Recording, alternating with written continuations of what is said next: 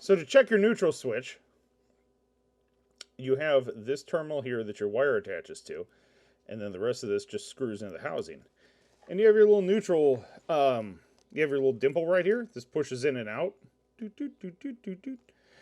And what is happening is when the bike is in neutral, a certain little bump comes by and it pushes this dimple in, and that closes the contacts in here, grounding this terminal to the frame of the motorcycle, therefore completing the circuit and illuminating the neutral light.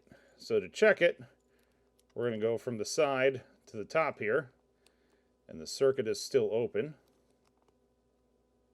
And then when I push the dimple in, or the little ball bearing in, it makes the circuit. And that completes the circuit. That illuminates the light. Something else you can do, if you're unsure if your circuit's working, you can actually check the wire coming out and check that to ground, and you should still read 12 volts, even though you're technically on the negative side of the circuit. That is with the bike turned on and everything. Because the 12 volts is going to go through from the positive wire through the bulb and down to the other end, and your meter will read that as if it's 12 volts from that lead to ground.